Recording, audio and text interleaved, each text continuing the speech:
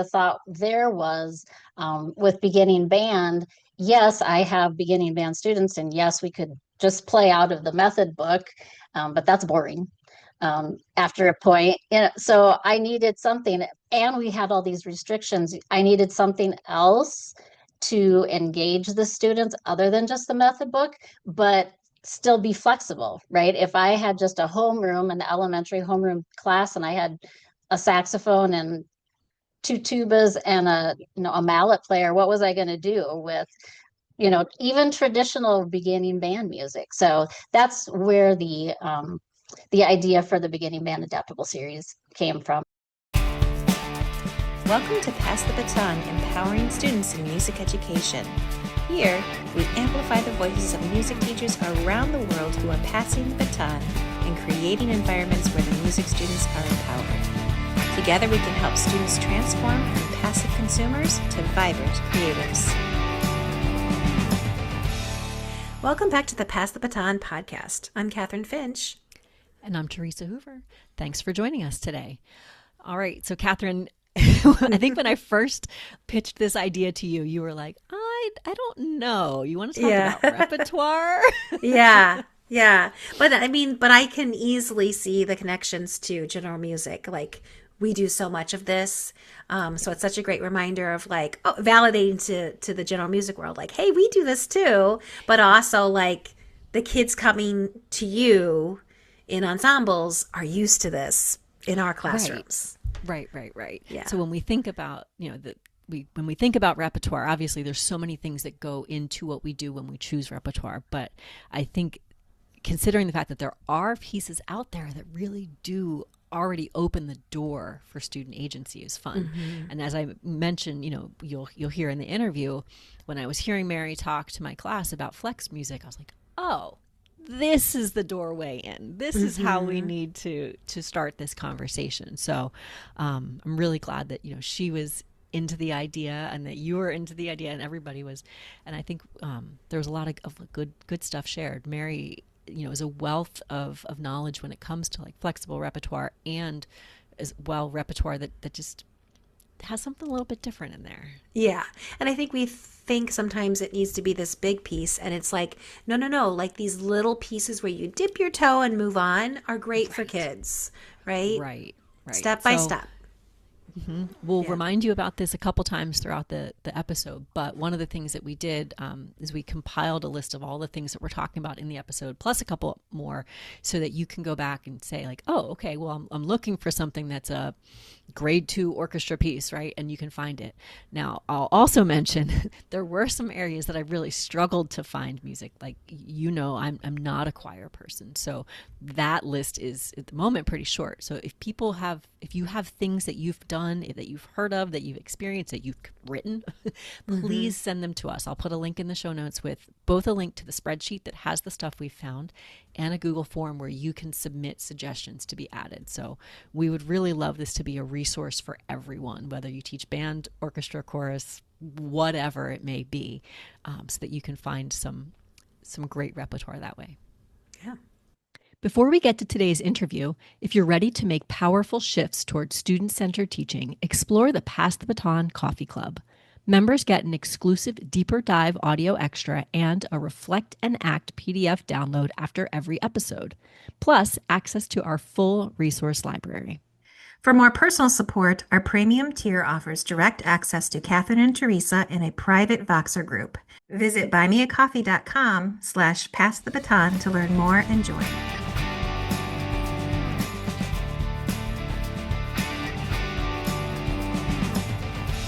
Okay, welcome back. We are excited to be joined today by our guest, Mary Cogswell. Mary, welcome to the podcast. We're so glad you're here.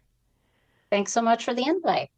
Of course. Mary is another wonderful Women Band Directors International contact that I've just enjoyed, our interactions over the years. I think we met during the pandemic. Was that right? I believe you're correct. Yes. So glad we're on the other side of that and that we now get to, have these conversations together. Definitely. Well, before we get started, maybe you could introduce yourself and tell us about your role in education. Sure. My name is Mary Cogswell, and I am a retired band educator from South Dakota. I spent most of those years, 29 years, doing solely beginning band. Um, so this is my second year in retirement.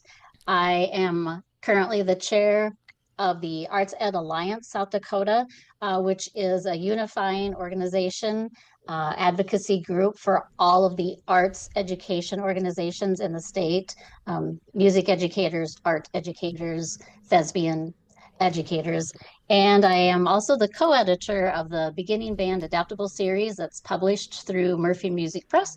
And I co-edit that with Robert Ambrose, who is the director of bands at Georgia State.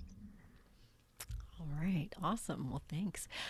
You know, a couple weeks ago, you were kind enough to come talk to a class that I teach about flex repertoire. And that's really what like kicked off the idea for this episode, because for a while I've been wanting to talk about repertoire and about programming and things like that. And I just haven't been able to figure out how to do it. And then that day, you were talking about flex repertoire with the students, and it went, I got it. I got it. We need to have this conversation.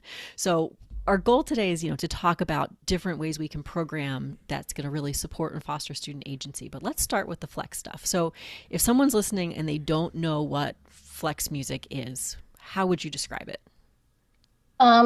Flex music is really, it's designed for ensembles that are incomplete, unbalanced, non-standard instrument combinations. And that flex arrangements have always existed in a small subset.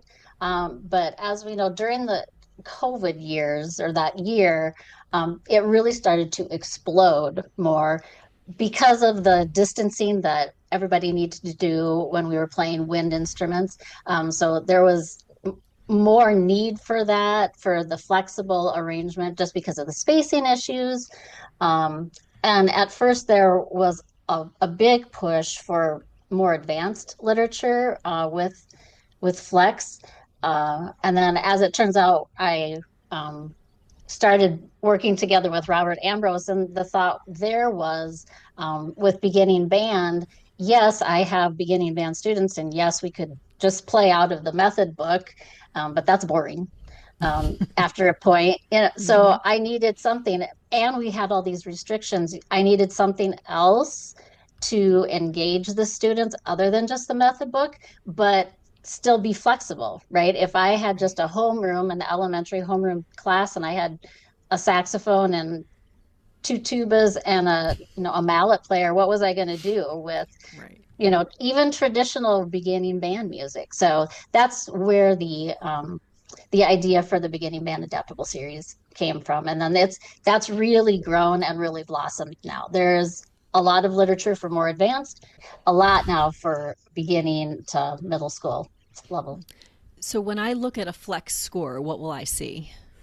Right. So there are different kinds. You will see anywhere from a three part, and I now have seen a seven part. So three Ooh. to seven part. I was talking with a colleague about this, and he's like, I'm conducting an honor band, and it has a seven part flex piece. And I was like, really? I want to see that. So Very anyway, cool. three to seven part. And when it's just three part to seven part or however many parts, you need a player on each of those parts for it to sound complete. Then you also have the full flex, and that could be three part up, usually up to five. It gets a little bit more complicated. You get more parts than that, but it's great for educators. It's more complicated for composers to write like that. So you have a part. Every instrument is written for each of the voices. Wow. So that just makes it a little bit more complicated for the composers, but it makes it much more flexible for educators. For instance, if it was a three-part tune, you could have three flute players. You could treat it as a trio.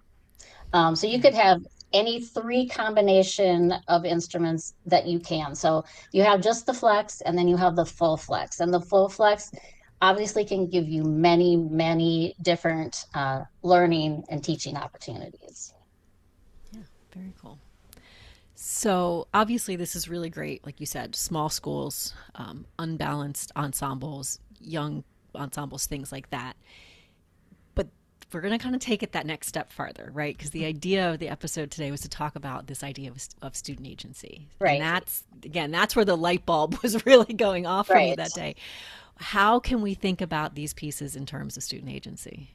right. So the first real obvious one is what I was just speaking about with the full flex.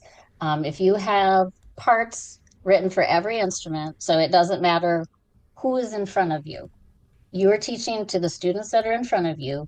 If it's full flex, you could, if you had the time, and this is everything is situational, right? Of So if course. you have the time, you could have all of your students learn each part. They would know each part really, really well. You could, go through all the technical um, considerations, and then you still are going to have the various instrumental considerations that you would still have to spend time on. But every student could learn each part, and then at the end of that, they could choose which of those parts they wanted to play, provided that each part is covered, so Of it course. sounds correct. But so that's the one really big obvious one, that where students can really have a choice in what they're doing. Yeah. So like the And students are yeah, almost becoming the arranger in a way. right, yep. And it's really, flex is really mainly, it's for the student success. Yeah. We want the music to sound good, right? Yeah. And if we have lots of parts missing, it's not going to happen that way. And but with that student buy-in, and if they're able to pick the part themselves, there's going to be a bigger buy-in and a bigger connection to the music. Yeah. I love that because I just think it's such a fun idea that I feel like sometimes we get in our heads as teachers like what it's supposed to be, right? Well, it's supposed to be this, it's supposed to be, but how much fun is it when we let the students experiment and see what Right. they hear and what they like, right? I love that idea. And the other thing, I have actually used this from in my own ensemble. If I had, there were a couple of years where I had a really, really strong trombone section. And if you're familiar with beginning band music, oftentimes composers don't write real exciting parts for low brass. So I thought, well, I have this full flex piece. I'm just going to assign the trombones to the part that has, the most interesting part, the melody part. I want these kids to be engaged, and I want to retain them, obviously. And so but it was a nice option that I have this really strong section and I can assign them to a completely different part than what would be typically written for their instrument. Yeah, absolutely. I love that. And you mentioned that a lot of this is situational, right? It depends on how Yeah, much time you have. It depends on all kinds absolutely. of different things. And the other idea that I had was kind of similar. It depends on how much this one space you have. If you do Yes, have a large ensemble, break them down into smaller groups, almost chamber-like right. groups, and they could then work on flex pieces on their own. You were talking about like a three-part flex, put them into trios or even groups of Absolutely. six, right? Anything. Yep, Let the students decide yep. who's going to play which part, and then the students could even rehearse themselves. They can kind of take Right. ownership in that way. So you don't even have to use the flex music as a full ensemble. It could also be small ensemble work or something that you do if you have group lessons or any kind of situation like that, right? Right. And I feel like it gives the teacher agency also, right? If you're dealing with fewer parts, fewer voices, you can focus on the technical, demands of one part. More students are engaged, right? If you have these kids over here that are playing a completely separate part and you have to work with this group of students, you have students that are not engaged. Oftentimes that then creates classroom management issues. Of So if you course. can, teach to a broader group, and then, like you said, once you have those basics down, then perhaps you could buddy up, flex part up, and then Yeah. have them split out, and then Yeah. kind of teach each other. That's great. Yeah. I have to say, like, you guys are speaking my music, general music language a little bit, because I would think, especially your beginner kids are used to some of this in their in their music program, in their general music program, because like we'll learn a piece, and I always tell them this is the skeleton, this is like this is the basic part of what we're doing. But once we all know all the parts and we've rotated around, we're going to then present this to a buddy class or somebody else. Right. What do we want to do with it? And like then, like you said, Theresa, they really are the arranger. They're, they arrange the music. So again, like beginning band students or orchestra students, like this would be something that they might be just used to from general music, Right. you know? So it's And not I an think, odd thing to them. Yeah. yep. And I think that too, and we'll get to a little bit more. I think oftentimes general music classes offer a lot more creating Mm-hmm. opportunities just because it's inherent with the Mm-hmm. various elements and different instruments involved. And I understand, especially with beginners in band or orchestra, I mean, you have to know the fundamentals. I mean, the students Yeah. have to know the fundamentals of how to put the instrument together and how to hold on to it and proper posture, and then the music elements. So there's a certain point at which, you can only get to the creating part once they really know the basics. Obviously, you can't skip over that. But yeah, I think in general, I think elementary music teachers are really good about inserting that creativity aspect. Yeah, absolutely. And we just forget about it sometimes. When we're so worried about the fundamentals of the instrument. But I think most people who listen to this podcast though have that still in their minds, that the creating element is something we should do. Right. Um, because it is fun. And we're talking a lot about beginning band because that's, Mary, you and I are that's a lot of the world we lived in, but it's not just a beginner thing either. Like Mm-hmm. Definitely not. you can, if you're thinking from a specifically flex rep standpoint, this exists in many grade levels. So Absolutely.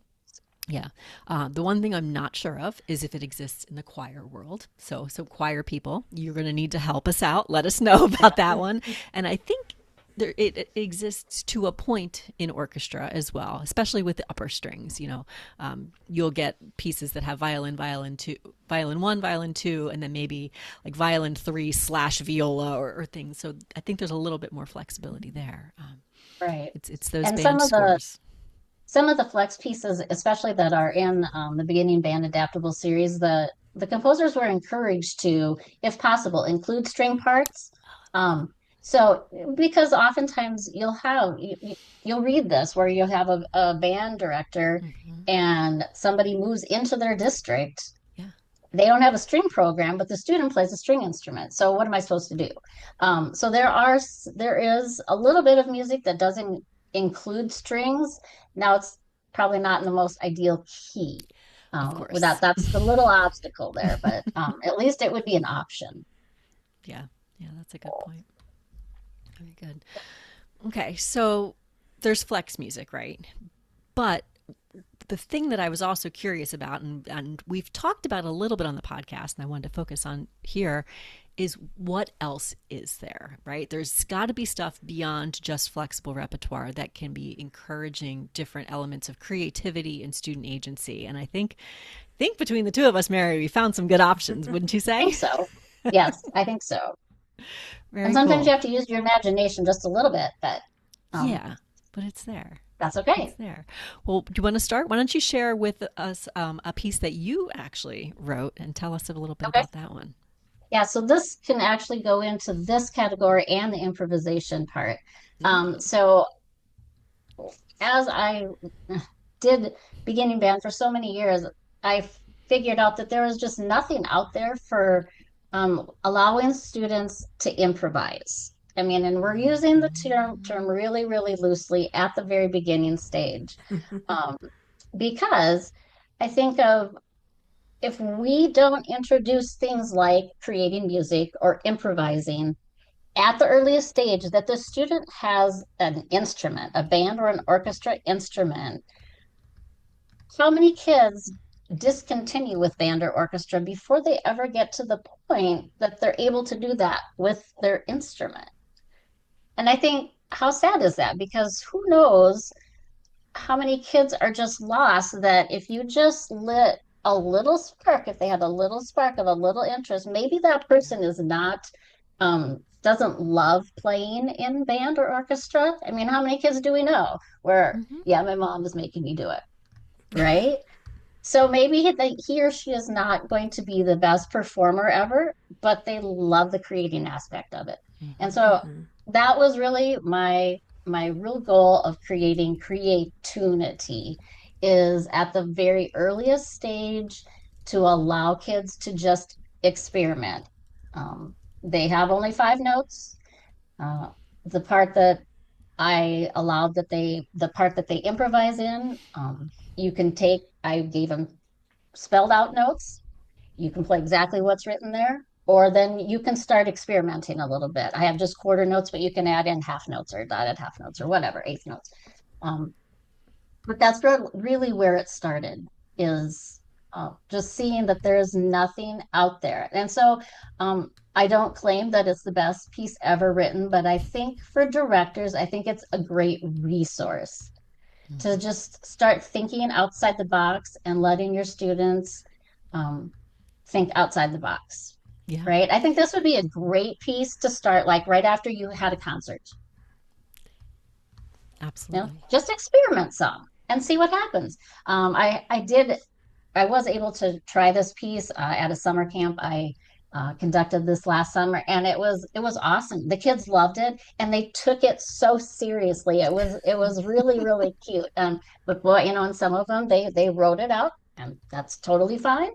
And some of them kind of changed it up, but it was a great experience for them. So That's awesome. Yeah, yeah, we I feel like in the band world at least we say that, oh, well, improvising is for jazz. Save that for right, jazz, right? And I remember myself as a student, I played piano, and then I in high school joined band, and I thought, oh well, I play piano, I should join the jazz band, and I got the jazz band and went, I don't know how to do right, this. Because all I knew how to do was read the notes on the page, and suddenly there aren't notes, and oh, it was such a mess. But and I imagine right. it was very similar for my friends who were playing trumpet and saxophone and things like that. You get to jazz band and go, well, I don't know how. So but yet then at the same time, I know now from how many years of having this friendship with Kathryn, you do this in general music class, don't you? Right. Yeah. Yeah, yeah, a lot. And so, but yeah, this is a great way to kind of extend it. And kind of like you were saying, Mary, for some junior highs and some high schools, like it's the general music starts to go away, and the only place to be creative is the core or is the ensembles. So to have a spot for that creativity and improvisation is, I think, so important. I think so too. Yeah. Yeah, because you're right. It's that general music concept that trails off after elementary school. Yeah. Yeah. Yeah, no, that's sad. Yeah. Well, so luckily now we have your piece in the beginning band repertoire. What grade level would you put that? Like a 0.5 ish? It's definitely a point 0.5 if it maybe doesn't even quite reach up to point 0.5. It's that easy. But But that's also great though, right? Because the yeah, focus can be on the creative elements. Yeah. exactly. Yeah. And doing some research getting ready for this episode, I was able to find like there are pieces out there that at varying grade levels that have opportunities for Mhm. improvisation, which is really nice. I'll just give a teaser. One thing that we are going to share with everyone is a list of repertoire that we have found for band, orchestra, and chorus that have some of these ideas. So don't feel like you need to be scribbling down notes. But one example was Omar Thomas has a piece called Sharp Nine that has some opportunities for like composition and improvising with the blues, which is really fun. Daryl Johnson II has 2 pieces that both have some improvisation things in there. One's called A Game of Chance, and the other one, I believe, March Avenel. So, the Daryl Johnson pieces are a grade 1.5 and a 3.5. Like that's Right. great. The piece by Omar Thomas 2.5. So Mhm. we have things that are out there. You just have to look for them, or you know listen to this episode and take some notes and things like Right. that. But there's stuff that's getting out there, and we're talking about band. If for those of you who've been around the podcast for a really long time, if you remember all the way back on episode 8, right? I think this was still like when we were doing this in like pandemic times, Kathryn, if I'm Yeah. really thinking back to when this was. Matt Schaefer talked to us, and he had found pieces for orchestra that had improvisation, right? So, That's awesome. yeah, absolutely. It's so, I mean, because really, and you know, I remember Matt joking in the episode, he's like, orchestras never improvise, but why not? Right? Yeah. Why not? Why Great. are we not having these opportunities? So, yeah, there's a number of pieces by Martin Norgard, from everything from a 1.5 up to a grade 3. There's a piece by Rick Hirsch, Grand Central, that has some improvisation, and I even found very recently Katie O'Hara Labrie has a point 5 called G Street Rock that has a little 4-bar Oh, vamp section where students can improvise. So again, we're finding the gamut there. right. The one thing I couldn't find, and I reached out to some choral friends and asked, and they all kind of, I didn't have much luck. The response I got from choral friends was, well, there's vocal jazz. So if you know of pieces, you know, send them in our way so we can add them to this list. But improvisation in a concert setting is a great way to get kids creating and just to Yeah. take a little more agency. And even if it's just, even if it's not improvising, if they're able to just create or play what's not on the page. I wrote a couple down. Street Noise by Kataj Copley, which is in the Beginning Band Adaptable series. It's a point 0.5, but the first note and the last note is pick your note. Hmm. It's so the name of the tune is Street Noise. So it's supposed to sound like chaotic, Yeah. street noise like. So, and he does give a range. You can pick a note within this note range. But at least, it's an initial step that allows the kids to, oh, I don't have to play a specific Yeah. note on the Uh-huh. page.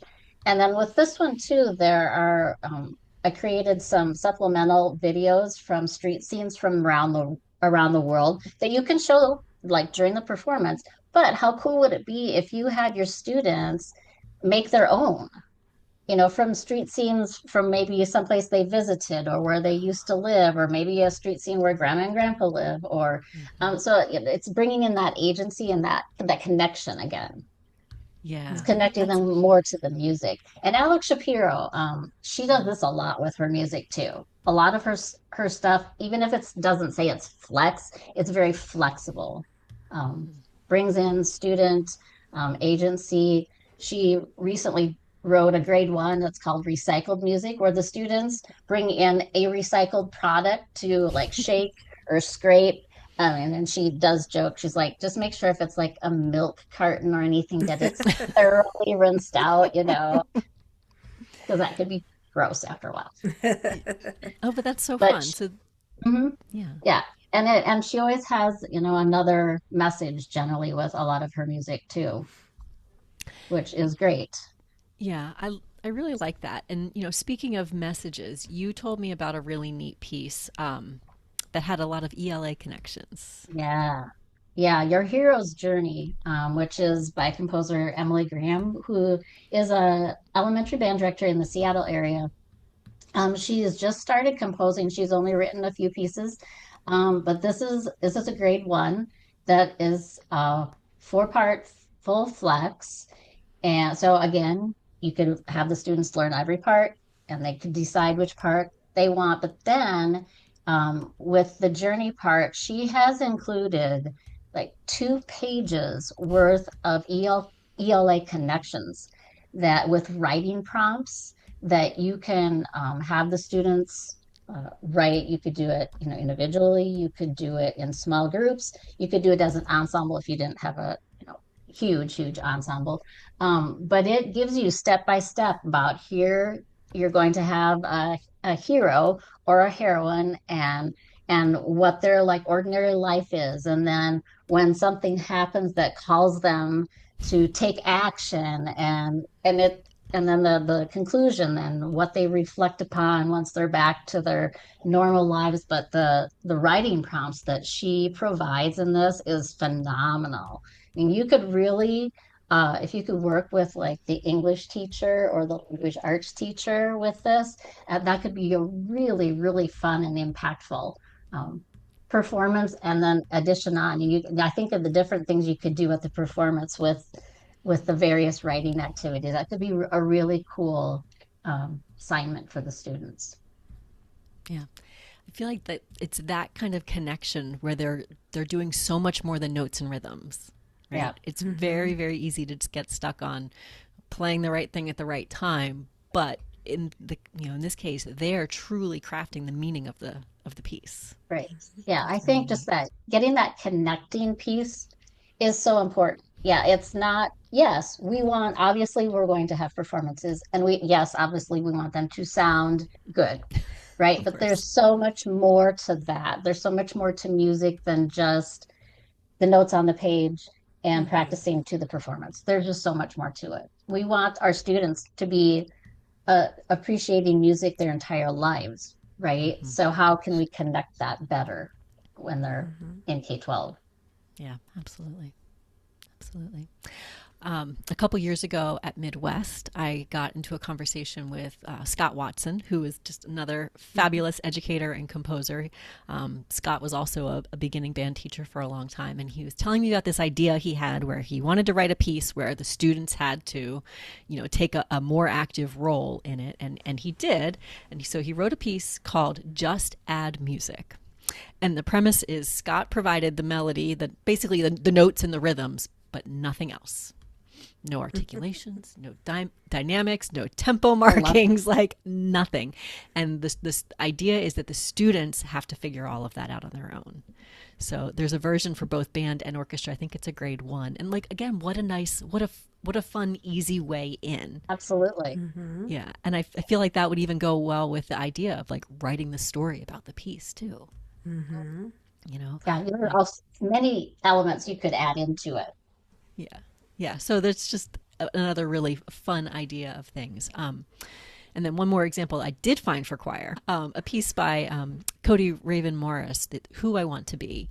And it's kind of like you were talking about having those little opportunities for choice. There's a section in the middle where the students are to recite like basically affirmations or mantras. And the idea is that as a class exercise, the students write these things down, and then they kind of decide on what they want to do, and then they get to recite them in the middle of the piece, which is a neat idea. So it's a small thing, but it's a great step towards, right? Any step that we can take towards doing just little bits of musical choice and having that agency is really great. Yep. One other one I will mention is Our Adventure by Allison Loggins Hull, and it's really basic, um, very it's pretty loose. So you would want to have a little bit more guidance, especially with beginners. But as the students mature musically, it really could open up possibilities. But it starts off it has one part that's fixed. So I could easily see with beginners, everybody is going to play the fixed part, and it's just whole notes. And then it gives you again a suggested here are 5 notes, and here's one part with this rhythm, and then you can play what you would like. And you could do like a round robin around the room or, a sectional type thing. So there are lots of creative opportunities, I think, with those types of things too. And then as the students mature more, then you could really mix that up, keeping that fixed line. But then the students could really go off of what she, suggests. Yeah. And I think that's a good point too, to think about, some of the music, it may be written for one grade level, but you could do so many different things with it as the students mature. So even if it might be a 0.5 or a grade 1, think about where you could take that with students who are capable of playing a grade 2, right? Because it's going to just offer those creative opportunities. Exactly. Again, some of those things could be great activities for right after a concert. Yeah, that's a good way to start. Yeah. The other thing that I kind of wanted to share on the topic, and we've talked about it on the podcast again as well, but it was quite a while ago. Jody Blackshaw has these wonderful composing pieces that I'm just I'm in love with them. So I talked about my experience with the composing piece, specifically 13 Moons, back on episode 15. And then Jody actually came on the podcast for episode 32, which was incredible, and talked more about it. But the idea with the composing piece is the composer, in the case I'm talking about, Jody Blackshaw, provides basically just musical ideas, like a short little melody, a harmony, a rhythmic ostinato. And then she provides all of the tools for the ensemble to create an arrangement with those things. So it's, the kids get a piece of paper that really has like a couple measures here and there, and then they look at it and they go, what? Right? But then they work together to figure out what it's going to sound like. So no two versions will ever sound alike. And I think that's what's so much fun with it. So you could do that again as an ensemble. You could do it with small groups, but there's really a lot of option. And I think what's also makes it nice is, I know when I was first starting, I'm thinking, oh my goodness, how am I going to do this? She gives so many instructions. There are so many like suggestions for rehearsal and suggestions on how to introduce each part. The piece 13 Moons comes with 4 movements, east, west, north, and south, and each movement is a different grade level. I think we did East with my youngest group. They weren't beginners, but they were like kind of second year players, and that was a grade 1. And I believe it goes up through, I think that one goes up through grade 4. And then Jody actually has another piece that's very similar, which is called Living Wild on a Tamed Planet. It's three movements and varying grade levels, like 2 and 3, but just such fun pieces. I'm always like looking for like, when can I conduct that again? And conduct is even a weird way to say that, because it's hardly me conducting, but it's when can I do those with another group of students, because it was so much fun. I've actually seen one of those done at an honor band, Oh, cool. which, obviously would have some challenges depending on the amount of time you have with the Yeah. ensemble. But I was like, that's pretty cool, because some of those kids would definitely never have that experience. So I was like, oh, I mean, good for that conductor to try it. And it worked out really well. Yeah. Okay. Well, you're maybe giving me the motivation for the next. Because I've thought about, I'm like, could I pull it off for an honor band? How much time would we need? That's the other question. Right. That's right. the trick part. Yeah. Yeah. Is how much time do we have? How much time do you need? Because you want the students to feel good about it. Mm-hmm. Absolutely. And I think that's part of it, is that they have to feel really comfortable. So having some time is helpful, but it could be fun. Absolutely. I think the students really enjoyed it. Yeah, I imagine they would. Just because, like you said, it's different. For many Yeah, of them, it's not something they've done before. exactly. Yeah. And speaking still about Jody, she does have an entire composing curriculum too, which is wonderful. So if you're That's amazing. kind of thinking about that, she's got some really great resources, and all of this stuff we'll have plenty of links. I want to backtrack for a second, because we were talking about improvisation before, and the one thing that I forgot to ask you is, for anybody who might be a little bit going, oh, but I don't know how to teach improvisation, what are some tips that you could give if someone chooses a piece that has improvisation in it that might help with introducing this? So I'm kind of like you. I also played the piano, and then when I got to high school, I was like, oh well, I'll be in jazz band. Same exact. It's like, okay, yeah, I can play the piano if there are notes printed on the page. And then I was like, oh yeah, I don't know how to do this. So I'm kind of in the same boat, but with like creativity, you're just starting out. Like nothing's wrong. Um, obviously you're not going to just play whatever note you want. There needs to be a structure, somewhat of a chord structure. With beginners, you're at least giving them note recommendations. But I think it's just a matter of just starting there. And I think if you're dealing with students that, aren't so familiar with key signatures and that, but I think you could help that. So here's this chord, or here's the key that this piece is built in. And so I would just recommend start with perhaps these notes. Give them actual note name recommendations, and then okay, now you can try starting off by making up your rhythms, until the student is, can get more acclimated to key changes, key signatures, and chords. But yeah, you could help guide them anyway. Even if you, the director, aren't a jazz musician, you know what key the piece is built in. You could just give some note suggestions. That would be a good place to start.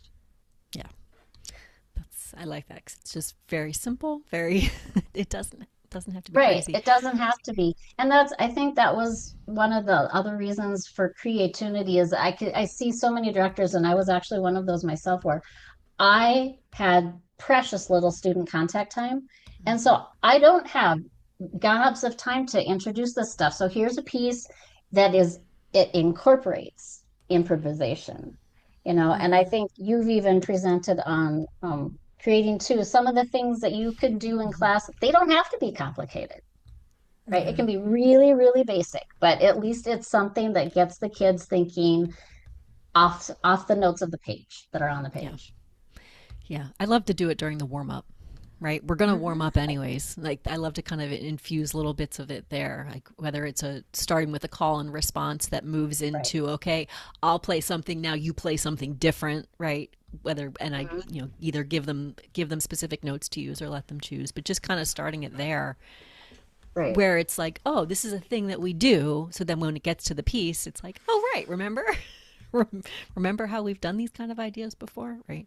And yeah, and if you build it into the warm up or whatever, like you said, Mary, when you have such little time, you're reinforcing the skills like you would be anyways. So Right. yeah, you don't want to think of it as like, oh, I'm doing this instead of something else. No, this is just part of our music And making. I think too, like what Kathryn was saying, sometimes I think the kids just need to be reminded, oh, remember, you've done this when you had Mrs. So and so for elementary music class. Remember, you've done this before. And sometimes they just need that reminder. It's like, oh, yeah, I have done that. Yeah. Yeah. I mean, I was just thinking, like, with my fourth graders, we're working on, we did this hot cross buns thing, but then we've been trying to do these variations. So, they know how to play it, and we've been playing on the Bard instruments. We've played it on the GarageBand Smart instrument. But then I just started throwing things like, now I'm going to give you some time to improvise, like, play it backwards, whatever that means to you. And sometimes they're so literal, like, but whatever backwards means to you, like there isn't a wrong answer, and we're not listening to each individually one of you. Like, I'm not going to know what you do. Your neighbor's not going to know what you do. Try it, and they just get the permission to kind of get it out there. But yeah, I just gave them words. What if it was bumpy? What if it, and it just let them kind of experiment with it. But yeah, they do those things in general music. So when you can do those things too, and it won't be so weird. Right. So, And I actually yeah. do that. I do Hot Cross Yeah. Buns remix. Yeah. Yeah. Fun. Yep. Okay. Well, you're giving me more ideas for woodwind methods tomorrow.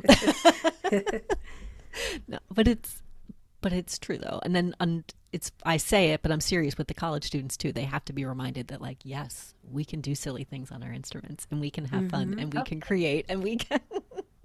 So just getting them to remember that this is all stuff that we do, and it's fun, is important. It really is. So I guess, let's see. I'm going to put out a call to action to anybody listening. As I mentioned, that the pieces that Mary's been talking about, some of the things that I've been talking about, I put together a spreadsheet with a list of them. We've got a nice handful of bands, some orchestra. My choir list is really lacking. If you are listening and you have suggestions for any of these, if you've heard something, you're like, oh, this piece I did was great. It incorporated, the students got to choose this, or whatever it may be, please send that to us. I'm going to have a Google form also in the show notes where you can just submit them, and let's get a nice big list going so that when, if you're getting ready to program for next year, you can sit down and think like, oh, here are some good options for me. So please submit some suggestions. I'll get them onto the list, and that'll be great. Second part to that, if you are a composer, we are asking you, would you like to consider some music that offers some ways that students can take ownership, whether it's through creating, improvising, composing, or choosing the expressive elements or the story, like anything. And I'm sure there's even things that we didn't think about. Mary, you mentioned the one that was kind of like the game where students have to pick.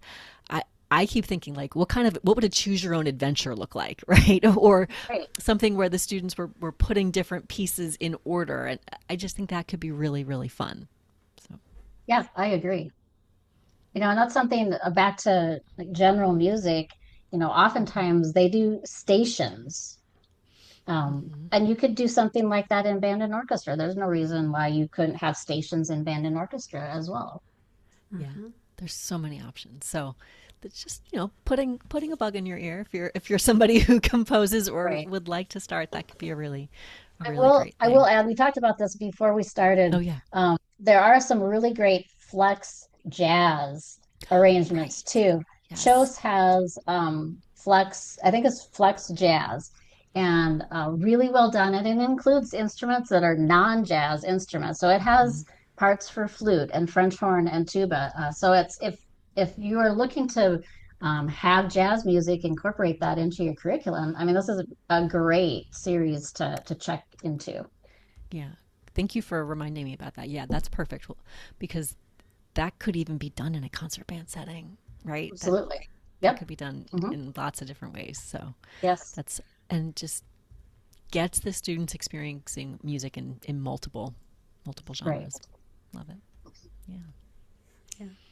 Well, I guess one feature we like to ask all of our interviewees is, what would you things to try tomorrow? So we have in our book, part of our chapter at the end of the chapter is things to try tomorrow, actionable steps, something that somebody could try, and practical, right? So what would you suggest for somebody who's on board?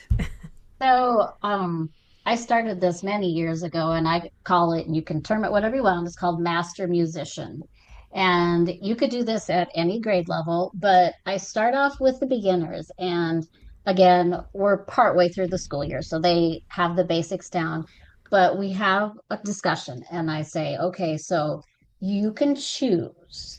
You can decide if you, and this is voluntary, you can play something just out of the method book. You could write something if you wanted to. You could find something just online if you wanted to and write that out. Like I just mentioned, the Hot Cross Buns remix, we do that. If you wanted to play your remix, you have that opportunity. And we do this in the ensemble setting. So it could be something really basic, something that the students already know. They can choose if they want to do it by themselves. They could choose if they wanted to do it with friends. But it gives them an opportunity to perform very casually in front of their peers. We talk about concert etiquette and what if the performance doesn't go well? There are learning opportunities for all of us. So the students know that this is a safe place to do this. Nobody's going to laugh at them or make fun of them. We'll be supportive of whatever they play, and it is a learning opportunity for everybody. And it's also great to go over proper concert etiquette for those that are listening, and the proper performance etiquette. I have the kids announce what they're going to perform, but this is something that it really gives the students ownership, and it's amazing what some of them come up with. It's really fun and I think it's fun for their peers to see what each other does too, and it's fun when they interact with each other. But that's something that you could implement tomorrow, and with just a little bit of planning, saying to the students, if you have something you'd like to perform, they might not have something right there on the spot, but in a few Yeah. days, maybe they would. So that master musician concept, I found to be really, really successful. And yes, it's taking time out of your rehearsal schedule, but it's totally worth it. Mm-hmm. Yeah, I can see that being awesome. Mhm. Yeah. It's neat to see what they do, right? Absolutely. Sometimes I feel like sometimes they surprise you. Yes. Yeah. Yeah. Oftentimes I was like, that's really creative and imaginative. And it's like, and then you could really even think outside the box. Maybe they have something they made in art that they can incorporate Mm-hmm. with it. How Yeah. cool. There's lots of things that you could tie together. Mm-hmm. Oh, I love that. Yeah, that's a good one. Very good one. All right. Well, this has been awesome. I think there's been so many ideas. And like I said, I was already taking notes about what I might be doing in class in a couple days. So that's perfect. If people wanted to connect more with you, Mary, and learn more about your work, how can they do that? Sure. Just my website would probably be the best option. It's beginning band and beyond, all one word, .weebly.com. Perfect. And I have my Gmail address on there as well as my cell phone number. So you're welcome to go through that. And there are links in there to the beginning band adaptable series and lots of educator resources and such that I use also. So Perfect. Well, we'll make sure that we put that in the show notes. And again, we'll also perfect. put the link to the repertoire we've been talking about and the Google Forms so you can submit ideas for us. We'll make sure that we have all that stuff there for you to That'd be click. awesome. So, yay. All right, Mary, thank you so much. We really, really enjoyed this conversation, and I know that our listeners will too. Well, thanks so much. Thank you for the invite.